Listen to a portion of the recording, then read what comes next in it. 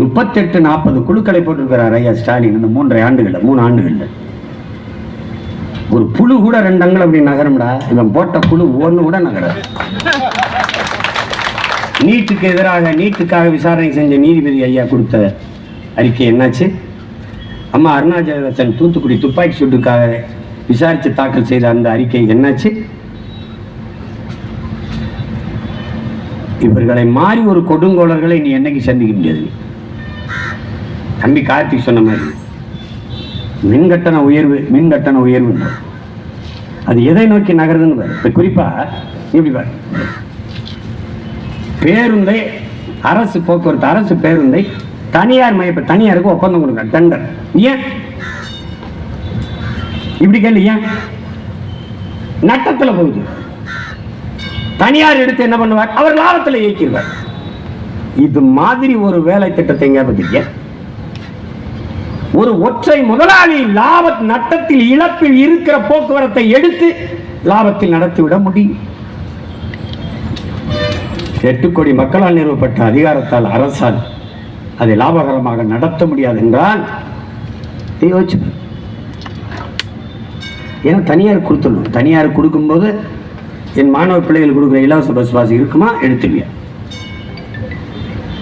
பெண்களுக்கு கொடுத்துருக்க இலவச கட்டணம் இருக்கு, அது இருக்குமா? எடுத்துவியா. என்னுடைய அருமை சகோதரன்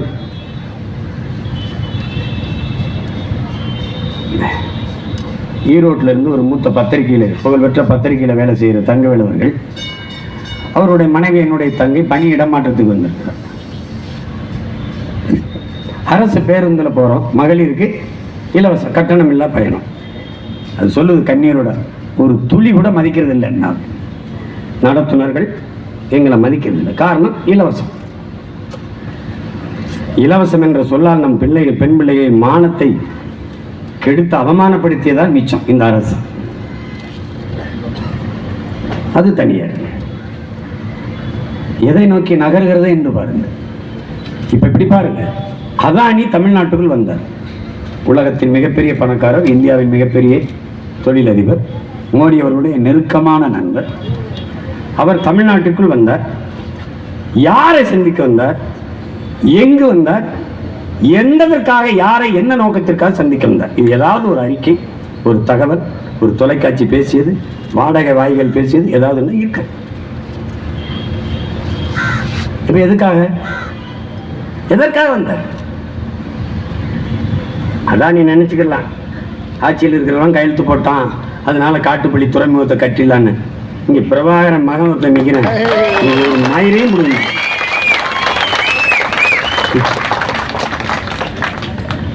அதெல்லாம் போப்பா, அங்க போப்பா.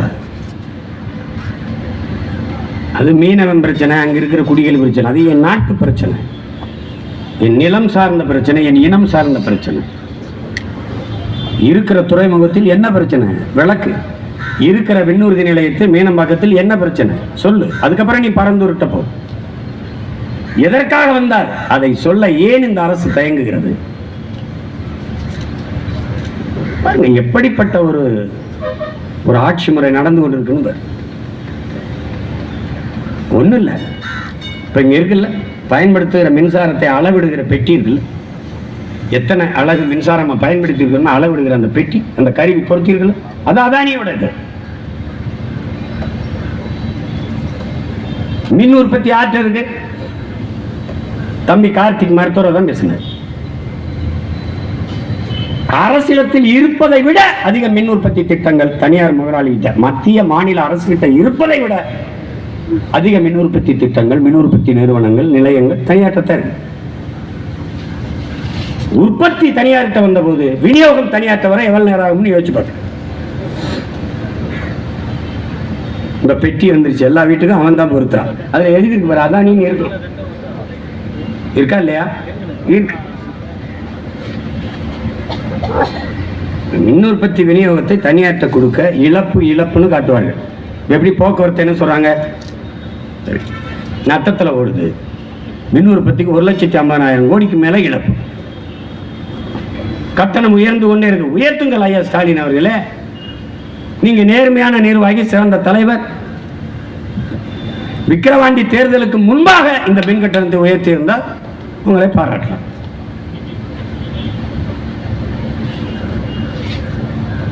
அந்த பாட்டை வச்சு ஓட்டிட்டாங்க ஒரு 10-15 நாள். அது கைது இது கைது சன்னாலன்னு பாடக்கூட பாடல விடு, வேற பாட்டு பாடுவோம்.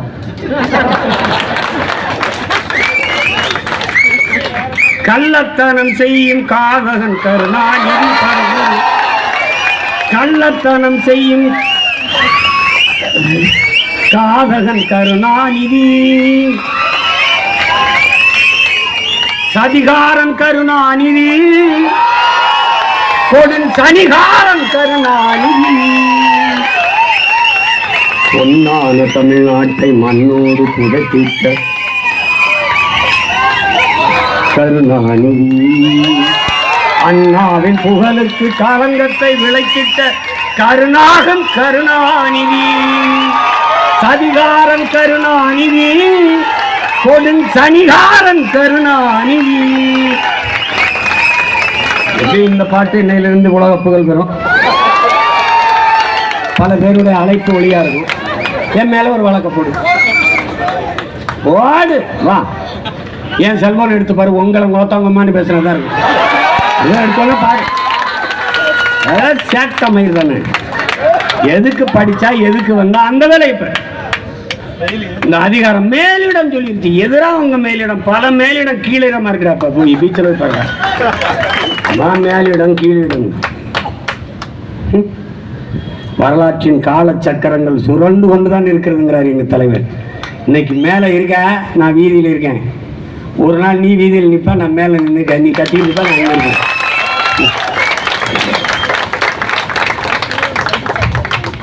ஐயோ அப்படி பேசிட்டாரு.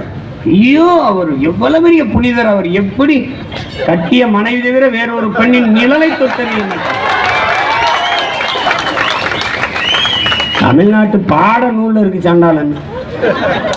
சண்டாளன்னா யாரு? நம்ம தாத்தா நாமக்கல் கவிஞர் இல்லையா? தாயை நிந்தித்தவன், தந்தையை வெறுத்தவன், இதெல்லாம் சொல்றாரு. அது ஒரு இழி சொல். சரி வேணாம், விட்டுருவோம்.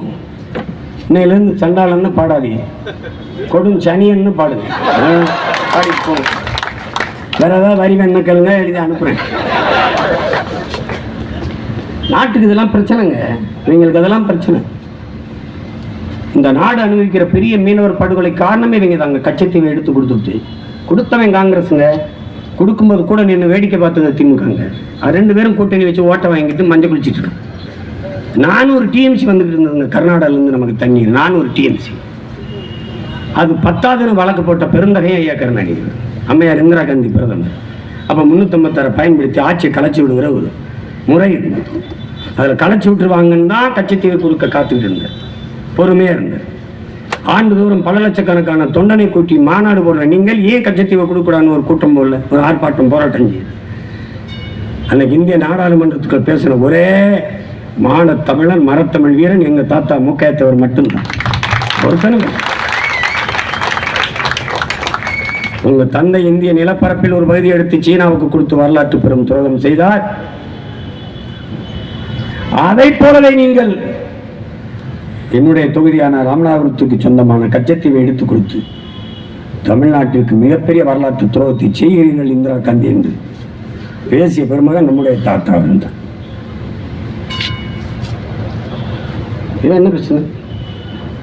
இன்னைக்கு ஒரு டிஎம்சிக்கு நம்ம முட்டிக்கால் போட வேண்டியது. இப்படி பெரும் வெள்ளம் பெஞ்சு பெருக்கெடுத்து ஓடினாலே வழியே நமக்கு அந்த தண்ணி தர தயாராங்க. நிதி ஆயோக்கு நிதி தரல, போகல. கோபம் நான் வரவேற்கிறேன், போகல.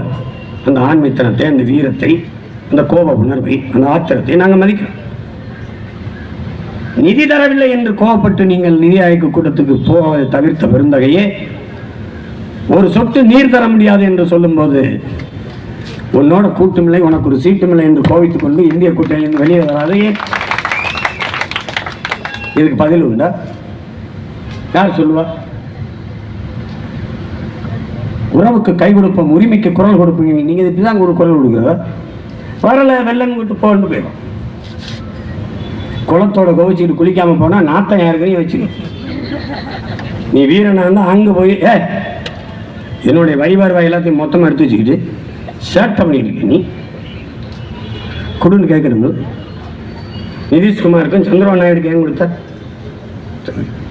அவங்க கூட்டணி தலைவர்கள் தான் ஆட்சியை காப்பாற்றணும், அதுக்கு நீ லஞ்சம் கொடுக்குற அப்படின்னு பேசி கரிச்சித்த அந்த உரிமையை பெறாம நான் போகலை.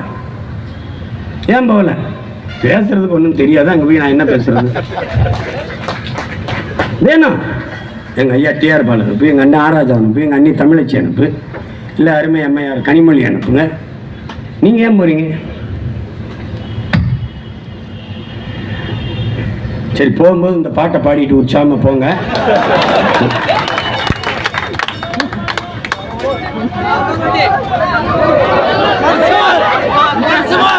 இப்பவே கிட்ட ஆயிடுச்சா?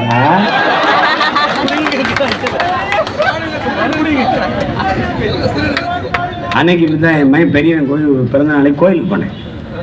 சிவன் கோயிலை கும்பிட்டு முருகன் கோயிலுக்கு போகலாம். அங்கே போனால் குறுக்கெல்லாம் கூடிட்டு ஐயா அந்த பாட்டை ஒரு தடவை பாடிட்டு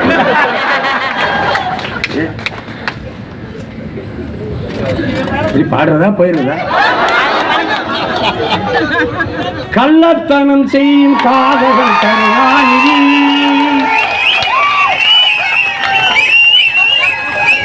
சதிகாரன் கருணாநிதி, கொடும் சனிகாரன் கருணாநிதி, பொன்னான தமிழ்நாட்டை மண்ணோடு புதைத்திட்ட காரணம் கருணாநிதி, அண்ணாவின் புகழுக்கு கலங்கத்தை விளைத்திட்ட கருணாகம் கருணாநிதி, சண்டாளன் கருணாநிதி, கொடும் சதிகாரன் கருணாநிதி. இந்த சதியெல்லாம் மிதி மிதி என்று மிதித்து தகர்க்கிற ஒரு காலத்தை பிரபாகரன் பிள்ளைகள் உருவாக்கி கொண்டு வருகிறோம். 26 எங்களுடைய ஆட்டம் தொடக்கம். தமிழ்நாடு எங்கள் அதிகாரத்திற்குள் அடக்கம். புரட்சி எப்போதும் வெல்லும். நமது பற்றி அதை சொல்லும். நாம் தமிழ்.